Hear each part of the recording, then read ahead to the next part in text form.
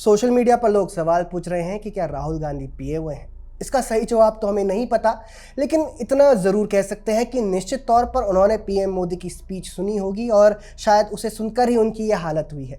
जी हाँ दोस्तों, सिर्फ उनकी नहीं बल्कि कांग्रेस पार्टी और उसके पूरे इकोसिस्टम के पेट में मरोड़े उठ रही हैं, क्योंकि पीएम नरेंद्र मोदी की लाल किले पर दी गई स्पीच अब तक दी गई किसी भी प्रधानमंत्री की सबसे बेहतरीन स्पीच कही जा सकती है। पीएम नरेंद्र मोदी ने अपने संबोधन में हर उस विषय पर बात की है जिस पर लोग उन्हें सुनना चाहते थे, हर उस विषय पर बोला है जो आम लोगों से सीधे सीधे जुड़ा है।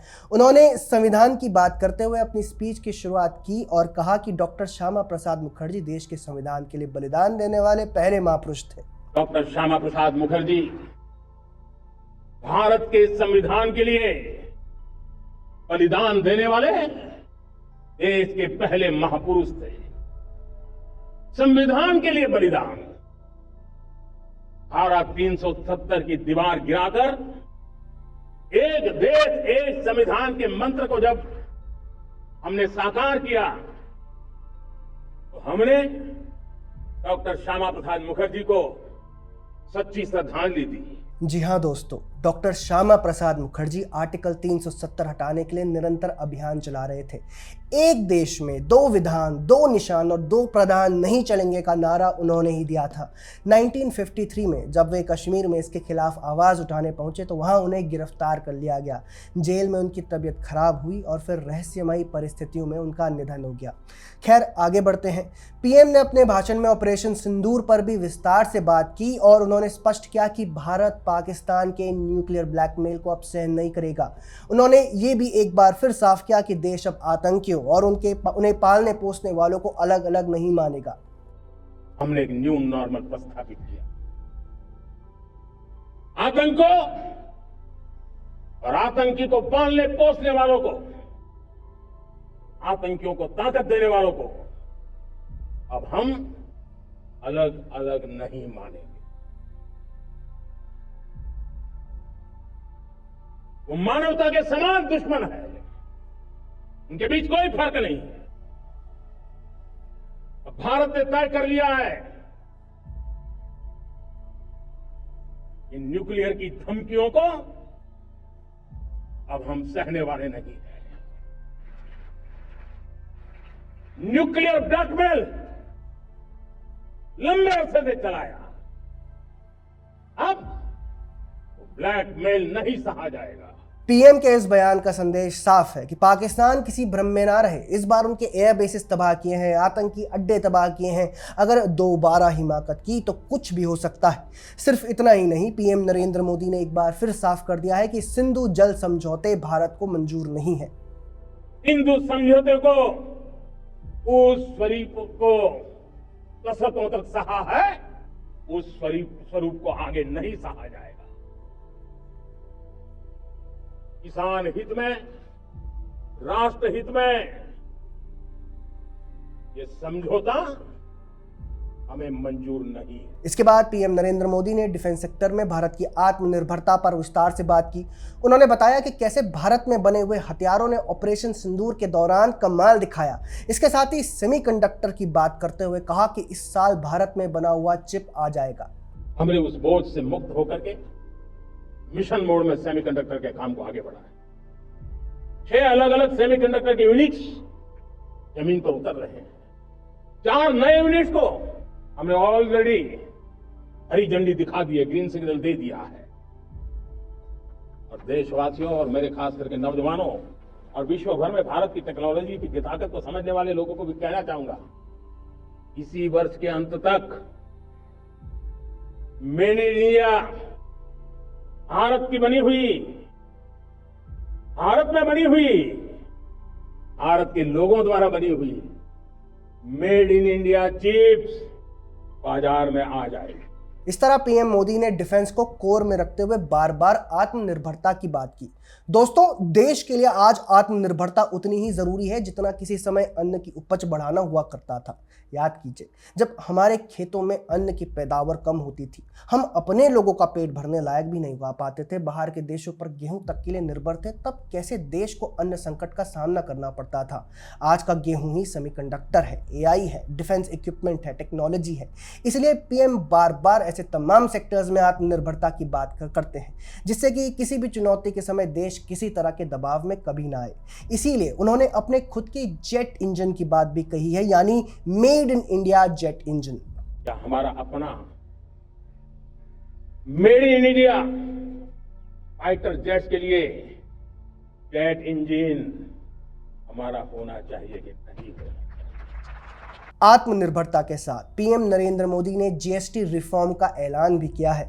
आने वाले समय में जीएसटी में सुधार होगा जिससे बड़े स्तर पर टैक्स की दरें कम हो जाएंगी। याद रखिए, इससे पहले 10 लाख तक की कमाई पर सरकार ने इनकम टैक्स खत्म कर दिया था। हम नेक्स्ट जनरेशन जीएसटी रिफॉर्म्स लेकर के आ रहे हैं।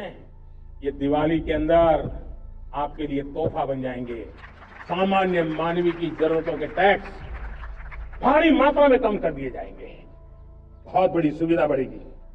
हमारे एमएसएमई, हमारे लघु उद्यमी, इनको बहुत बड़ा लाभ मिलेगा। रोजमर्रा की चीजें बहुत सस्ती हो जाएगी और उससे इकोनॉमी को भी एक नया बल मिलने वाला है। इसके साथ साथ पीएम मोदी ने लाल किले की प्राचीर से राष्ट्रीय स्वयंसेवक संघ का भी जिक्र किया।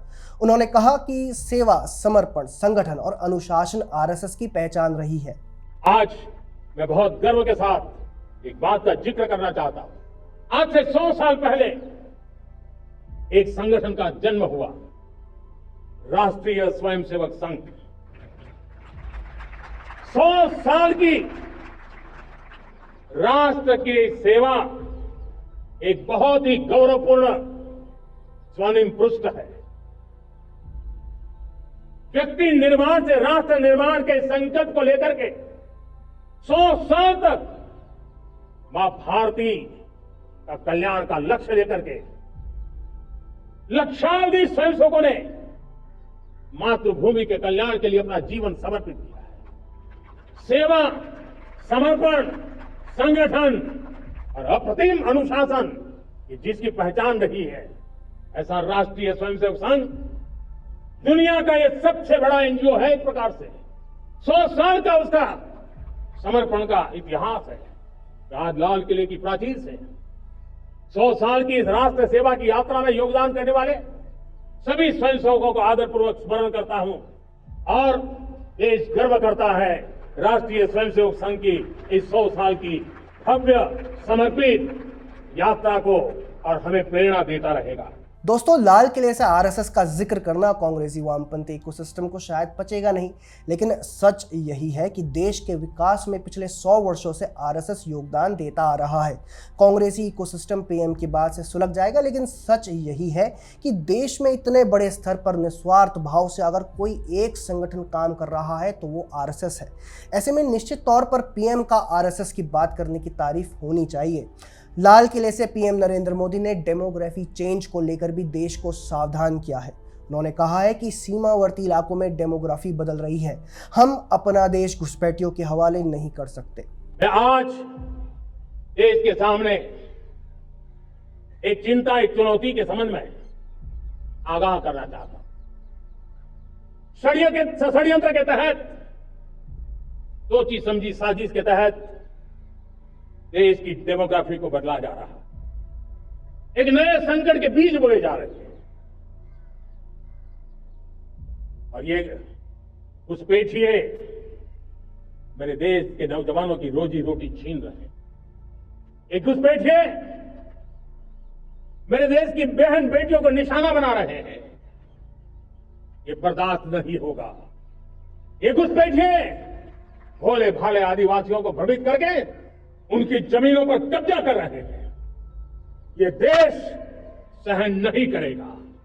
और इसलिए मेरे प्यारे देशवासियों, जब डेमोग्राफी परिवर्तन होता है, सीमावर्ती क्षेत्रों में डेमोग्राफी में परिवर्तन होता है, तब राष्ट्रीय सुरक्षा के लिए संकट पैदा होता है। देश की एकता, अखंडता और प्रगति के लिए ये संकट पैदा, सामाजिक तनाव के बीज बो देता है। और कोई देश अपना देश घुसपैठियों के हवाले नहीं कर सकता है। दुनिया का कोई देश नहीं कर सकता है, तो हम भारत को कैसे कर सकते हैं? हमारे पूर्वजों ने त्याग और बलिदान से आजादी पाई है, हमें स्वतंत्र भारत दिया है। उन महापुरुषों के प्रति हमारा कर्तव्य है कि हम हमारे देश में ऐसी हरकतों को स्वीकार न करें। उनकी सच्ची श्रद्धांजलि होगी।